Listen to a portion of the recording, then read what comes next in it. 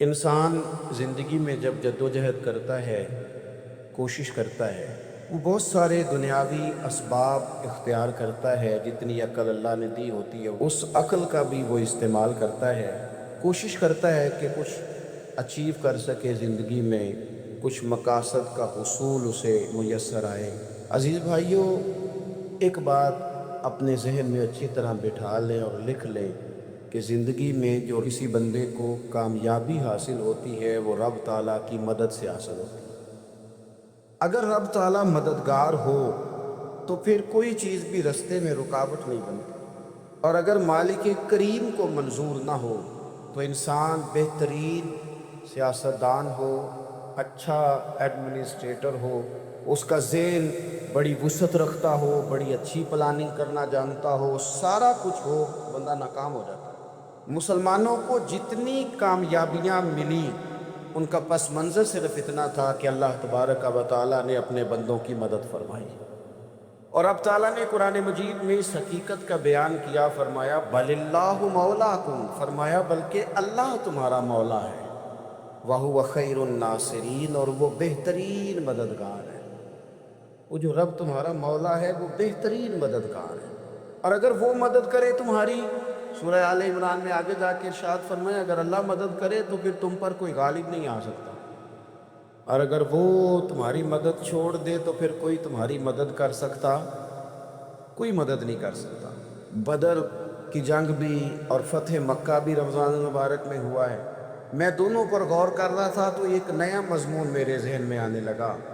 بدر کی جو جنگ ہے اس میں بھی ایک عجیب انقلاب آیا ہے کہ 313 نے 1000 سے مقابلہ کیا، اور جن 1000 سے مقابلہ کیا وہ اسلحے سے لیس تھے، اور یہ جو 313 ہیں ان کے پاس 6 زرہیں، 8 تلواریں، چند گھوڑے، لیکن اللہ نے کامیابی دی تو خود رب نے بیان کیا کس طرح دی، فرمایا وَلَقَدْ نَصَرَكُمُ اللَّهُ بِبَدْرٍ وَأَنْتُمْ أَذِلَّةٌ۔ وہ کامیابی اس طرح ملی ہے کہ رب نے تمہاری مدد کی تھی، تم تو کمزور تھے، اللہ نے بدر میں تمہاری مدد کی، تم جیت گئے۔ وَلَقَدْ نَصَرَكُمُ اللَّهُ بِبَدْرٍ وَأَنْتُمْ أَذِلَّةٌ، اللہ نے بدر میں تمہاری مدد کی، تم تو کمزور تھے۔ پھر فتح مکہ نصیب ہوئی تو اس میں بھی بہترین منصوبہ بندی نبی پاک علیہ السلام نے فرمائی، بہترین حکمت عملی حضور نے اپنائی، لیکن ہمیں جو اللہ رسول نے بات سمجھائی وہ کیا ہے؟ اذا جاء نصر اللہ والفتح، فرمایا جب اللہ کی مدد آئی اور فتح نصیب ہو گئی۔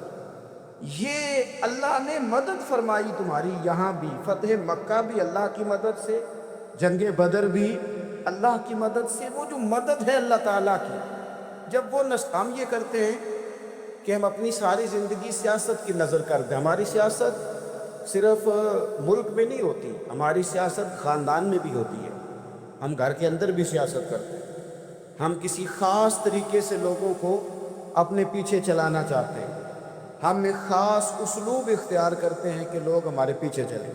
اس کا نقصان ہمیں یہ ہوتا ہے کہ سیاست جو ہوتی ہے یہ شطرنج کے ہیر پھیر کی طرح ہوتی ہے، تو اس کے راز بڑی جلدی کھلنے لگ جاتے ہیں، پتہ چل جاتا ہے کہ بندہ مخلص نہیں تھا، سیاست کر رہا تھا، طریقے سلیقے سے اس نے جوڑ کے رکھا ہوا تھا۔ ہم ہر جگہ سیاست کے بل بوتے پر چیزوں کو لے کے چلنا چاہتے ہیں، سیاستیں ناکام ہو جاتی ہیں، سیانے سیانے لوگ فیل ہو جاتے ہیں، بچتا صرف وہی ہے جس کے پیچھے رب تعالیٰ کی مدد شامل حال ہوتی ہے۔ اپنی زندگی کے اندر ہم جو کچھ بھی کر رہے ہیں، جس شعبے سے بھی ہمارا تعلق ہے، آج ہم نے اس بات پہ غور کرنا ہے کہ پہلے تو یہ غور کر لیں کہ جو کام ہم کر رہے ہیں کیا وہ کام ایسا ہے کہ اس میں اللہ کی مدد ہمیں ملے گی؟ اگر آپ کوئی معاذ اللہ ناجائز کام کر رہے ہیں، فعل حرام کا ارتکاب کر رہے ہیں، تو اس میں تو مدد الہی آئے گی نہیں۔ پہلے تو یہ دیکھیں جو کر رہے ہیں وہ کام مدد الہی والا ہے، اور اگر اللہ تعالیٰ کی مدد والا وہ کام ہے پھر اس پر غور کریں کہ کیا ہم نے مالک سے مدد کا سوال کیا ہے، ہمیں مدد میسر آ رہی ہے۔ وہ میں نے بزرگوں سے ایک بات سنی تھی، وہ بڑی یاد رہ گئی۔ وہ فرمایا کرتے تھے قابلیت بھی بڑی چیز ہے لیکن قبولیت سب سے بڑی چیز ہے۔ قابل ہونا بھی بڑی بات ہے لیکن زیادہ بڑی بات یہ ہے کہ اس کی بارگاہ میں قبول بھی ہے کہ نہیں۔ اپنی زندگی میں اللہ کی مدد کی طرف بڑھیں، مالک کی مدد کا وصول اختیار کرنے کی کوشش کریں، اللہ کے ساتھ اپنے آپ کو جوڑے۔ اگر اللہ کی مدد نصیب ہو، یہ جو ہم جتنا ڈرتے رہتے ہیں، سہ میں رہتے ہیں، پریشان رہتے ہیں کوئی کیا کر دے گا، ہمارے ہاں نا ہر شعبے میں معاذ اللہ ایک مافیا ہے، الا ماشاء اللہ۔ وہ مافیا کہتا ہے میرے ساتھ ملو گے تو میں چلنے دوں گا، ورنہ میں نہیں چلنے دوں گا، مارکیٹ میں آ ہی نہیں سکتا فلانا بندہ، کیونکہ یہاں ہمارا قبضہ ہے۔ اور میرے بھائی پھر بہت سارے لوگ جن کی نیتیں اور ارادے بڑے اچھے ہوتے ہیں شروع میں، وہ بھی اس مافیا کا شکار ہو جاتے ہیں اور ان کے رنگ میں رنگ جاتے ہیں۔ یاد رکھنا، کسی شخص کی بلیک میلنگ کا کبھی شکار نہ ہونا، کبھی کسی کی میٹھی اور مسجع مکفہ باتوں کا شکار نہ ہونا۔ کوئی کیا کر سکتا ہے اگر اللہ مددگار ہو تو؟ جس کو رب کریم اٹھانا چاہے اسے کوئی گرا سکتا ہے؟ ہم یہ ڈرے ڈرے سہمے پریشان فیصلہ کرنے کی طاقت نہیں، مجھے چلنا چاہیے کہ نہیں، اٹھنا چاہیے کہ نہیں، کرنا چاہیے، اٹھ باندھ کمر کیوں ڈرتا ہے؟ پھر دیکھ خدا کیا کرتا ہے۔ حضرت عبداللہ ابن عباس فرماتے ہیں میرے نبی پاک علیہ السلام نے میری تربیت فرمائی، حضور نے میری تربیت فرمائی، اور محبوب پاک علیہ السلام نے فرمایا عبداللہ یاد رکھنا، یہ نوجوان دوست میری بات لکھ لیں، پریشان لوگ میری بات لکھ لیں، جن کے پاس قوت فیصلہ نہیں وہ اس بات کو لکھ لیں۔ حضرت عبداللہ ابن عباس فرماتے ہیں میرے نبی پاک علیہ السلام نے مجھ سے فرمایا تھا عبداللہ سن، اگر ساری دنیا مل کے تیرا کوئی نفع کرنا چاہے، کر نہیں سکتی جب تک میرے رب کی رضا نہ ہو، اور فرمایا ساری دنیا مل کے تیرا کچھ بگاڑنا چاہے تو عبداللہ بگاڑ نہیں سکتی جب تک رب کریم کی حکمت کا تقاضا نہ ہو۔ لوگوں سے ڈرنا، لوگوں کی طرف دیکھنا، ماحول دیکھ کے اپنے راہ کا تعین کرنا، ہر بندے کے خیالات کے مطابق ڈلنے کی کوشش کرنا، فلانا نہ ناراض ہو جائے، فلانا نہ ناراض ہو جائے، وہ جس نے ہونا ہو جائے، بس رب رسول ناراض نہ ہو۔ اپنی زندگی میں اپنے مالک کو مولا جان کے، بل اللہ مولاکم، اللہ تمہارا مولا ہے، وَهُوَ خَيْرُ النَّاصِرِينَ، وہ بہترین مددگار ہے۔ توجہ جب بھی کریں رب کی جانب کریں، اپنے دل کا قبلہ درست رکھیں، سوچوں کے زاویے سیدھے رکھیں۔ میرے بھائی مالک جب بندوبست کر دے نا، جب مالک بندوبست کر دے، پھر ایسا بندوبست کرتا ہے کہ لوگوں کے پاس نا چارہ نہیں رہتا۔ حضرت مریم رضی اللہ تعالی عنہا پاک باز تھی، مسجد میں رہی تھی، پر مالک کی حکمت کے تقاضے بڑے عجیب ہیں نا۔ پھر جناب مریم کو اللہ تعالیٰ نے بغیر شوہر کی اولاد عطا کر دی۔ یہ بات ہی ایسی تھی، وہ کسی نے کہا تھا کہ مخلوق تو فنکار ہے اس درجہ کے پل بھر میں، سنگے در کعبہ سے بھی اصنام تراشے، تم کون ہو کیا چیز ہے داغ کبابی، لوگوں نے تو مریم پہ بھی الزام تراشے۔ تو لوگوں نے کہا کدھر سے لے آئی بچہ، تیرا باپ تو ایسا نہیں تھا، کہاں سے لے آئی؟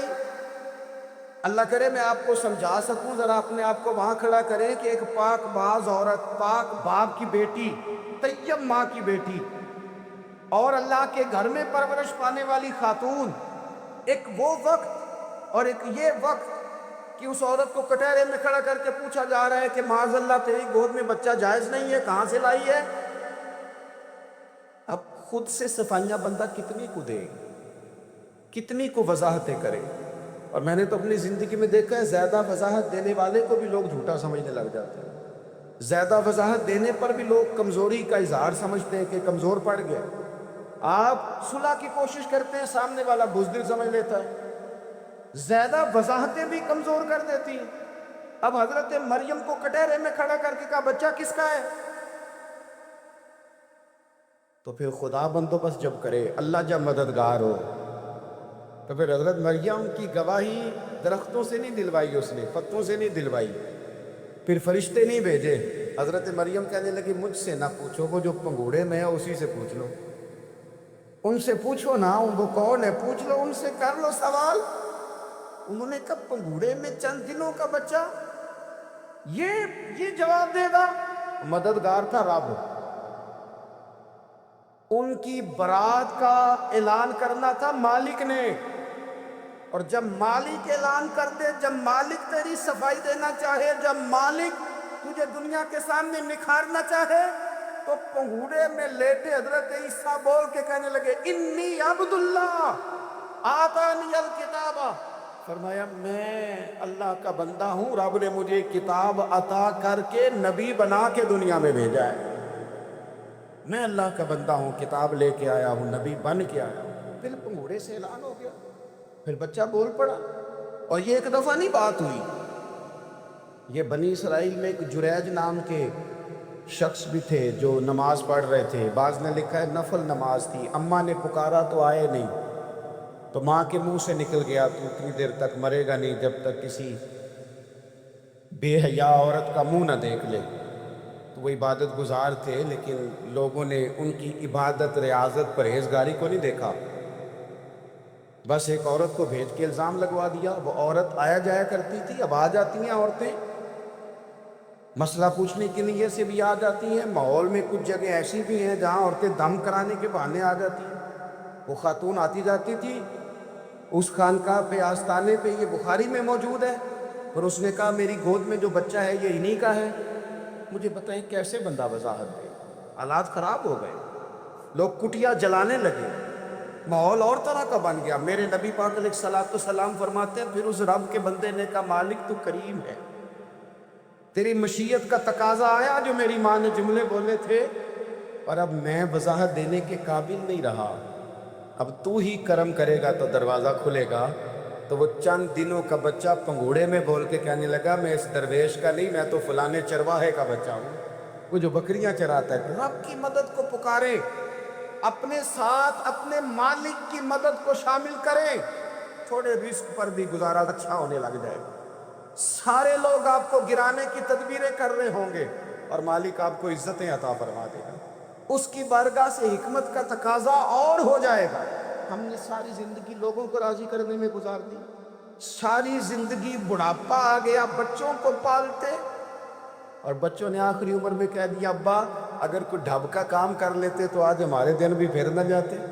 ساری زندگی گزار دی بہن بھائیوں کو راضی کرنے میں، ساری زندگی گزار دی ذمہ داریاں اٹھانے میں، ان کو 99 دفعہ دیا، ایک دفعہ نہیں دیا تو انہوں نے کہہ دیا تو نے تو کبھی دیا ہی نہیں، تو تھا ہی نہیں۔ ساری زندگی محلے داروں، علاقے والوں کو راضی کرنے میں گزار دی، اور میں نے ایسے لوگ بھی دیکھے دین کے لیے وقت گزارا، لیکن جب بڑھاپے میں دانت کام نہ کرتے تھے تو وقت کے مفتیوں کو بھی مسجدوں کی کمیٹیوں نے کہہ دیا اب آپ کی سمجھ نہیں آتی، ہم نے خطیب کو یور رکھنا ہے، نہ دیکھو دنیا کی طرف، دنیا رلا دیتی ہے، نہ راضی کرو بندوں کو، بندے تھکا دیتے ہیں، نہ پیچھے بھاگو ہر وقت دنیا داروں کے، یہ انسان کو کمزور کر دیتے ہیں، وہ تو کریم ہی بڑا ہے، 2 آنسو زمین پر بعد میں گرتے ہیں، بندے کے گناہ سارے پہلے معاف فرما دیتا ہے۔ اللہ کی مدد کا حصول، اپنے مالک کی مدد کی طرف بڑھنا، آپ کو بدر کی جنگ بھی یہی درس دے گی، آپ کو احد کا میدان بھی یہی سبق دے گا، فتح مکہ بھی یہی سبق دے گا۔ میرے دوستو جب رب مدد فرمائے، جب اللہ مددگار بنے، دوستوں سے ایک بات اکثر کرتا ہوں، میں کہتا ہوں کہ جتنے درد سے آپ امیر کو اپنی کہانی سناتے ہیں نا، اور جس طرح آپ کے آنسو بات کرنے سے پہلے گر جاتے ہیں کہ غریب ہیں، بچیاں ہیں، کاروبار نہیں، او میرے سنگیو، اس سے آدھے آنسو اپنے رب کی بارگاہ میں بکھیرو، اس کے حضور عرض گزار ہو جاؤ، اس سے طلب کرو۔ ایک وقت انسان پر زندگی میں ایسا آتا ہے کہ اسے یوں محسوس ہوتا ہے کہ میرا سایہ بھی ذرا سا پیچھے ہٹ گیا ہے، اسے یوں لگتا ہے کہ میں کسی سہارے پہ ہاتھ ڈالتا ہوں تو وہ بھاگ جاتا ہے مجھ سے، لیکن مالک کی بارگاہ ایسی عظیم بارگاہ ہے، رب رسول کے آستانے اتنے بڑے ہیں کہ آپ جب وہاں کشکول طلب دراز کرتے ہیں تو جھولی پھیلانے میں دیر لگتی ہے، ان کو بھرنے میں تو کوئی دیر نہیں لگتی۔ ہم نے اپنا سوچ کا قبلہ ہی دنیا کو بنا لیا، یہ جو اللہ والوں کی مدد ہے یہ تو ہے نہیں، اللہ ہی کی مدد ہے، لیکن یہ جو سیٹھوں کی طرف توجہ کرنا، نوابوں کی طرف توجہ کرنا، دنیا داروں کی طرف توجہ کرنا، اور اپنا مزاج اس طرح کا بنا لینا، یارو گردن کو جھکا دیتا ہے خیرات کا پتھر، جہاں میں مانگنے والوں کے سر کبھی اونچے نہیں ہوتے۔ اور اقبال کہتے ہیں غیرت ہے بڑی چیز جہان تگ و دو میں، پہناتی ہے یہ فقر کو تاج سردارا۔ میں عرض کروں گا کہ اپنی آپ جب توجہ کا قبلہ اللہ رسول کو بنائیں گے تو رب فرماتے وَيَرْزُقْهُ مِنْ حَيْثُ لَا يَحْتَسِبُ، میں نہ تجھے وہاں سے رزق دوں گا جہاں سے کبھی تیرا گمان بھی نہیں کیا ہوگا کہ یہاں سے بھی مل سکتا ہے، تو نے سوچا بھی نہیں ہوگا۔ بخاری شریف میں حدیث ہے، حضرت جابر ابن عبداللہ فرماتے ہیں نبی پاک صلی اللہ علیہ وسلم نے نا 300 لوگوں کا ایک لشکر روانہ کیا کسی مہم کے لیے، کسی جہاد کے لیے۔ حضرت ابو عبیدہ بن جراح رضی اللہ تعالیٰ عنہ امیر لشکر تھے۔ فرماتے غربت اتنی زیادہ تھی، بھوک اتنی زیادہ تھی کہ ایک ایک کھجور دن میں ایک وقت کھانے کو ملتی تھی، اور کچھ دن ایسے آئے کہ اب کھجور بھی نہیں مل رہی۔ فرماتے اتنی زیادہ بھوک لگی مجاہدین کو 300 بندہ پتے کھا کے گزارا ہونے لگے۔ یہ بخاری میں موجود ہے۔ آپ فرماتے ہیں کہ دریا کے کنارے ہمارا پڑاؤ تھا، ٹھہراؤ تھا۔ جب بھوک سے نڈھال ہو گئے نا وَيَرْزُقْهُ مِنْ حَيْثُ لَا يَحْتَسِبُ، اللہ وہاں سے روزی دیتا ہے، گمان بھی نہیں ہوتا۔ فرماتے ہیں ایک مچھلی اللہ تعالیٰ نے دریا کے کنارے بھیجی، فرماتے ہیں وہ تھی تو مچھلی پر پہاڑ جتنی تھی۔ بخاری میں لفظ ہیں، حضرت جابر ابن عبداللہ رضی اللہ تعالیٰ عنہ فرماتے ہیں 300 آدمی 18 دن تک اس مچھلی کو کھاتے رہے، مچھلی ختم ہی نہیں ہوئی۔ مچھلیاں نہیں، مچھلی کہتے ہیں 18 دن 300 بندہ کھاتا رہا، مچھلی ختم ہی نہیں ہوئی۔ اور فرماتے ہیں کہ اس کی ہڈی نکال کے، کانٹا کہیں گے آپ اپنی زبان میں، کہتے ہیں وہ نکال کے نا تو اس کو کھڑا کیا نا جب، تو اونٹ کجاوے سمیت اس کے بیچ سے گزر جاتا تھا، 2 اس کے کانٹے جوڑے۔ فرماتے ہیں وہ اس کا گوشت ہم کھاتے تھے اور اس کی چربی بطور تیل کے ہم جسموں پہ ملتے تھے، بیماروں کو اس سے سکون آتا تھا، تندرستی شفا ہوتی تھی۔ فرماتے ہیں ہم کھایا بھی ہم نے، اور کچھ لے کے ہم مدینے بھی گئے، اور قربان جائیں نبی پاک نے بھی اس میں سے کھایا۔ ہم نے عرض کی حضور یہ معاملہ کیا ہے، یہ ماجرا کیا ہے؟ تو محبوب نے فرمایا تمہارے پاس غذا نہیں تھی، رب نے تمہارے لیے بندوبست کیا ہے، اللہ نے تمہیں دیا ہے۔ مکان شروع کر لیا، ایک صاحب نے مکان بنانے لگے، اب وہ حساب لگا رہے ہیں، کہتے ہیں میرے پاس اتنے پیسے ہیں، اتنے میں نے فلانے دوست سے کہنا ہے اس نے دے دینے، اتنے فلانے رشتہ دار سے کہنا ہے اس نے دے دینے، اتنے فلانے سے کہنا ہے اس نے دے دینے۔ یہ ساری کاپی بنا کے مکان شروع کر لیا۔ جو روز کہتا تھا نا کوئی حکم ہو جاتے دسی، سب سے پہلے اس کو کہا میاں پیسے چاہیے، وہ کہندا ہو کل ہی منڈا ٹوریا ہے، کہتے تو پرسوں 10 داتے لب جانے سن۔ میں آپ کو اپنے تجربے کی بات بتا رہا ہوں۔ جن لوگوں کا خیال ہوتا ہے نا کہ آپ سٹارٹ کریں فلانا کام، آپ کے ساتھ ہیں، اللہ کا ہی کوئی نظام ہے، وہ بالکل بھی نہیں ساتھ ہوتے۔ لیکن ایسا نہیں ہے کہ کوئی ساتھ نہیں ہوتا، اللہ تعالیٰ بڑے اسباب پیدا کرتا ہے، وہاں سے دیتا ہے جہاں سے گمان بھی۔ ہمارا یہ ذہن بن جاتا ہے ہم ساری اپنے حساب سے چلتے ہیں، اتنے رشتہ داروں سے، اتنے کون آپ کے ساتھ چلے گا، سوال ہی نہیں پیدا ہوتا۔ یہ سارے کام چھوڑ کے سب سے پہلے 2 رکعتیں پڑھو، اپنے رب کی بارگاہ میں، رسول کائنات کی بارگاہ میں گزارشات اور استغاثے پیش کرو، وہاں سے خیر طلب کرو۔ دنیا دار کیا دیں گے، کیا دے سکتے ہیں، کیا حیثیت ہوتی ہے کسی؟ اللہ کہتا ہے وہاں سے دوں گا۔ تو جو اللہ مال دے وہ لینا چاہیے کہ رشتہ داروں کا مال دیکھنا چاہیے؟ جو اللہ دے وہ لینا چاہیے کہ سیٹھوں نوابوں کی جیبیں دیکھنی چاہیے؟ جو اللہ دے وہ قبول کرنا چاہیے یا دیکھنا چاہیے کون سا آدمی کہاں پہنچ گیا؟ چھوڑو، اپنی مٹی پہ چلنے کا سلیقہ سیکھو۔ کسی کے سنگ مرمر پہ چلو گے تو پھسل جاؤ گے، پھسل جا۔ اس پر ایک اور بات عرض کر دوں، صحیح بخاری سے، مسلم سے ایک اور بات۔ کچھ چیزیں ایسی ہیں جن سے اللہ کی مدد آتی ہے، مدد ملتی ہے۔ ایک چیز ان میں سے ایسی ہے جس سے بہت مدد نازل ہوتی ہے، وہ ہے کہ جب رب آپ کو دے نا تو پھر آپ بھی اس کے رستے میں دیں، پھر مدد آتی ہے، پھر اور آتا ہے۔ بخاری مسلم میں حدیث ہے، یہ زیادہ ہی توجہ طلب عمر ہے، اس پر آپ غور کریں گے۔ حضرت ابو ہریرہ فرماتے ہیں کہ نبی پاک علیہ السلام نے فرمایا ایک شخص نے بادلوں کے اندر سے آواز سنی کہ فلاں آدمی کا کھیت اور باغ خشک ہو گیا ہے، وہاں برسو اور اس کے کھیت کو سیراب کرو۔ وہ بڑا حیران ہوا کہ بادل سے آواز آ رہی ہے۔ پھر اس نے دیکھا کہ ایک پہاڑی پر بارش ہوئی، وہ بادل وہاں برسا، پھر نالیوں سے ہوتا ہوا پانی ایک طرف چلا تو اس نے آواز سنی تھی حضور بیان کر رہے ہیں، وہ بھی پیچھے پیچھے چلا کہ پانی کدھر جا رہا ہے۔ اس نے جا کے دیکھا کہ ایک مقام پہ ایک باغ کو وہ پانی لگ رہا ہے اور ایک آدمی کو پانی لگا رہا ہے۔ اس نے اس سے پوچھا تیرا نام کیا ہے؟ اس نے کہا کیوں؟ کہنے لگا بتا نا۔ اس نے نام بتایا تو کہنے لگا یہی تو وہ نام ہے جو میں نے بادلوں کے اندر سے سنا ہے کہ فلاں کے کھیت کو پانی دے دو۔ اس نے کہا یار تو کیا عمل کرتا ہے کہ اسپیشل تیرے لیے بارش برسے؟ یہ بخاری پڑھ رہا ہوں، سیاستہ سے حدیث عرض کر رہا ہوں۔ اس سے پوچھا تو کیا کام کرتا ہے کہ جناب اللہ تبارک و تعالیٰ کا حکم کرم آیا کہ خاص تیرے لیے پانی برسے اور تیرے کھیت کو سیراب کرے؟ تو اس نے کہا چھوٹا ذمہ دار ہوں، پر جب فصل اگتی ہے تو 3 حصے کرتا ہوں۔ ایک حصہ اپنے بال بچوں پہ، بہن بھائیوں پہ خرچ کرتا ہوں، ایک حصہ پورا، اور ایک حصہ دوبارہ کاشتکاری پہ لگاتا ہوں، اور تیسرا حصہ خالص میں نے مسکینوں، یتیموں اور غریبوں کے لیے رکھا ہوا ہے۔ وہ جو تیسرا حصہ، اللہ کرے آپ سمجھیں، وہ رب کے بندوں پہ تیسرا حصہ خرچ کرتا ہے نا، تو کریم مالک نے فرمایا جہاں سے غریب کا حصہ جاتا ہے وہ کھیت خشک نہیں رہنا چاہیے، وہ جہاں سے مسکین روٹی کھاتے ہیں وہ خشک نہ رہے، جہاں سے یتیموں کو کچھ آتا ہے کہیں اس کی فصل رہ نہ جائے۔ میں اور آپ بھی اگر اپنے مال میں مسکینوں، یتیموں، غریبوں کے حصے رکھ لیں گے تو فصلیں خشک نہیں رہیں گی، ان کے اندر تازگی آئے گی، نور آئے گا، کرم آئے گا، خاص کر خدا کی رحمت برسے گی۔ مدد اللہ سے چاہیں، اپنی توجہات کا مرکز رب رسول کی ذات کو بنائیں، پھر آپ محسوس کریں گے کہ بڑی جلدی اللہ تعالیٰ کی مدد آنے لگی ہے۔ کبھی آپ صرف کہہ دیں نا میرا رب میرے ساتھ ہے، اس لفظ میں اتنی طاقت ہے کہ دشمن ویسے زیر ہو جاتا ہے۔ زندگی میں کسی سے بھی لڑائی ہو، اچھی طرح سوچ لیں کہ اللہ اس طرف ہے یا اس طرف ہے۔ اگر آپ زیادتی پہ ہیں تو پھر رب مظلوم کی جانب ہے۔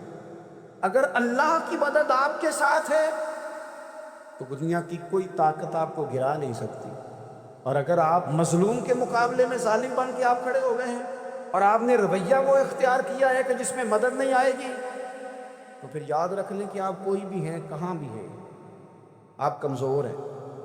طاقتور تھے ابتدائے اسلام میں، ظاہری طاقت تھی کفار مکہ کے پاس، وہ ڈنڈوں سے مارتے تھے غریبوں کو، ان کے ہاتھوں میں ڈنڈے تھے، پر خدائی طاقت ان مظلوموں کے ساتھ تھی۔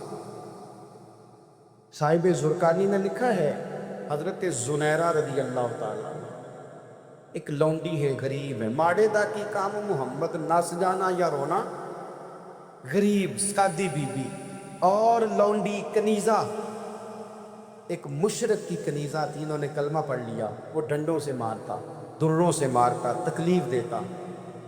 حضرت زنیرہ رضی اللہ تعالیٰ عنہ کو اتنا مارا، اتنا مارا۔ اب آپ ایک اور پہلو پر بھی غور کریں، مار بھی پڑ رہی ہے پر خدا ادھر ہی ہے، اللہ کی مدد ادھر ہی ہے۔ رب کہتا ہے کہ پہلے تو صبر کرنا، ان اللہ مع الصابرین، تو صبر کرے گا تو پھر رب کی معیت ملے گی، ذرا ٹھہرنا، تو تھوڑا ڈٹنا۔ ان الذین قالوا ربنا اللہ ثم استقاموا تتنزل علیہم الملائکہ، تو کہے اللہ میرا رب ہے، پھر تو پہلے ڈٹ، پہلے تو نے ڈٹنا ہے۔ ثم استقاموا، جو ڈٹ گیا، تتنزل علیہم الملائکہ، ڈٹنے والے کے لیے مدد آتی، پہلے تھوڑا ٹھہرنا پڑتا ہے، پہلے تھوڑا صبر کرنا پڑتا ہے، حوصلہ کرنا پڑتا، اس کے بعد مدد آتی۔ مار پڑ رہی ہے، مارا جا رہا ہے حضرت زنیرہ کو، ان کا مالک جو ہے ظاہری آقا وہ مار رہا ہے، یہ کنیزہ ہے، اتنا مارا، اتنا مارا، ان کی بینائی چلی گئی، نظر آنا بند ہو گیا۔ ابو جہل آیا اور کہنے لگا زنیرہ دیکھا نا ہمارے بت تیری آنکھیں لے گئے، معاذ اللہ، لات و منات ہمارے بتوں نے تجھے اندھا کر دیا۔ اب ایسا نہیں ہے کہ بی بی روتی جا رہی ہے، روتی جا رہی ہے، مایوسی مایوسی، معاذ اللہ، پریشانی، غریبی بڑی ہے، پوچھنے والا کوئی نہیں، یہ باتیں نہیں۔ کیا جملے ہیں خاتون کے، کیا لفظ ہیں۔ ابو جہل نے تنزیہ کہا، معاذ اللہ، کہنے لگا دیکھا نا ہمارے بتوں نے تجھے اندھا کر دیا۔ تو جناب زنیرہ آنکھوں کی بینائی گئی ہے، رات کو گئی ہے، دکھ ابھی تازہ ہے، لیکن اللہ پہ جو توکل ہے، اپنے مالک سے جو رشتہ ہے، وہ اتنا مضبوط ہے، اتنا طاقتور ہے، اس میں اتنی گہرائی ہے کہ حضرت زنیرہ بول کے نا اتنی قوت سے بولی، اتنی طاقت سے بولی کہ پورے کفر پر لرزہ طاری ہو گیا۔ فرمانے لگی تمہارے بتوں کی کیا اوقات ہے کہ وہ میری بینائی لے جائیں؟ یہ میری رب کی حکمت کا تقاضا ہے۔ جب تک اس نے چاہا زنیرہ دیکھتی رہی، اور جب اس نے چاہا زنیرہ کی آنکھوں کی بینائی چلی گئی، اور اگر وہ چاہے گا نا تو بینائی واپس بھی کر دے گا۔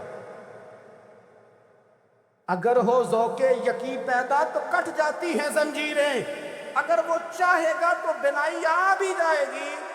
حضرت زنیرہ نے رات کو یہ لفظ کہے، ابو جہل اور سارے کفار ڈر کے سن کے چلے گئے۔ آپ اطمینان سے آ کے بستر پہ سوئی، جب سویرے اٹھی تو اللہ نے آنکھوں کی روشنی واپس کر دی تھی۔ آنکھوں کی اب چھڑی پکڑی ہے، بازاروں میں گھومتی ہے، کہتی ہیں بلاؤ کدھر ہے تمہارے لات و منات، دیکھو میرے رب نے روشنی واپس کر دی۔ آ کر میرے ساتھ ادھر آ ستمگر ہنر آزمائیں، تو تیر آزما ہم جگر آزمائیں۔ بیمار لوگوں یاد رکھو، کہہ دیا ڈاکٹر نے کہ تو بڑا بیمار ہے، تو بڑا کمزور ہے، یہ ہو گیا وہ ہو گیا، تو ڈاکٹر اپنے علم کے مطابق بات کر رہا ہے، ہوگا تو وہ جو میرا رب چاہے گا۔ کمزور ہو جانا، پریشان ہو جانا، تکلیف میں آ جانا، پتہ نہیں بات ہو گئی ہے تو جانے کیا ہو جائے گا۔ اپنی زندگی کے اندر اپنے رب سے رشتہ مضبوط کرے، رسول کائنات سے رشتہ مضبوط کرے، اللہ والوں سے رشتہ مضبوط کرے۔ حضرت زنیرہ نے پیغام دیا کہ زندگی میں جو جینا چاہتے ہیں تو وہ رب کا نام لے کے جی سکتے ہیں، جو اپنی زندگی میں خوشیاں دیکھنا چاہتے ہیں تو رسول اللہ کے نام پر خوشیاں دیکھی جا سکتی ہیں۔ توکل کی بنیاد پر بندہ خوشیاں لے سکتا ہے، اور اگر انسان میں توکل نہیں ہے تو پھر وہ اس کالے جادو سے بھی ڈر رہا ہے، وہ نیلے سے بھی ڈر رہا ہے، وہ پیلے سے بھی ڈر رہا ہے، وہ فلانے سے بھی ڈر رہا ہے، وہ میرے خلاف فلانا رشتہ دار سازش کر رہا ہے تو ڈر رہا ہے، فلانا میرے بارے میں یہ کر رہا ہے تو ڈر رہا ہے، وہ پتہ نہیں دنیا ادھر ہو جائے گی تو کیا ہو جائے گا، اٹھ باندھ کمر کیوں ڈرتا ہے، پھر دیکھ خدا کیا کرتا ہے۔ تو اس ساری گفتگو کا نچوڑ آپ کو یہ عرض کیا ہے، سب سے پہلے تو یہ کہ میدانوں میں مدد بھی اللہ کی، رزق میں مدد بھی اللہ کی، فصلیں خشک ہوں تو مدد پھر بھی اللہ کرے، تو پھر ساری مدد، اور اگر انسان بیمار ہو تو پھر بھی مدد اللہ کی۔ تو اپنے اللہ کی جانب توجہ کو بڑھائیں، آپ اللہ سے مدد کے سوالی بنیں۔ ترمذی کی ایک حدیث ہے، میں آپ کو زندگی کا تجربہ بتاتا ہوں کہ جب میں بڑا پریشان ہوتا ہوں تو یہ والی روایت کھول لیتا ہوں، مزہ دیتی ہے۔ میرے نبی پاک علیہ السلام نے فرمایا اپنے دکھ سیٹھوں نوابوں کو نہ کہنا، مالداروں کا نہ کہنا، ورنہ اللہ تمہیں کبھی غنی نہیں کرے گا۔ فرمایا اپنے دکھ اپنے رب کی بارگاہ میں عرض کرنا، جلدی کرے یا دیر سے کرے اللہ تمہیں لوگوں سے بے نیاز کر دے گا، اللہ تمہیں غنی کر دے گا۔ رات کو بیٹھو نا اس کی بارگاہ، اسے دکھڑے سناؤ، چھوٹی چھوٹی باتیں، حضور نے فرمایا نمک بھی مانگو تو رب سے مانگو، چھوٹی چھوٹی بات سے شروع کرو نا۔ جب بندہ شروع کرتے ہیں نا چھوٹی چھوٹی چیزیں تو بڑی ساری چیزیں یہ اس طرح ہوتا ہے جیسے بندہ رب سے گفتگو کر رہا ہے، مالک مجھے یہ چاہیے، مالک میں یہاں کمزور ہوں، اللہ میں یہاں پریشان ہوں۔ آپ یہ کر کے تو دیکھیں، لمبی لمبی دعائیں مانگ کے تو دیکھیں، اس کے حضور جڑ کے تو دیکھیں، آپ دیکھیں گے راحت کتنی ہے، سکون کتنا ہے۔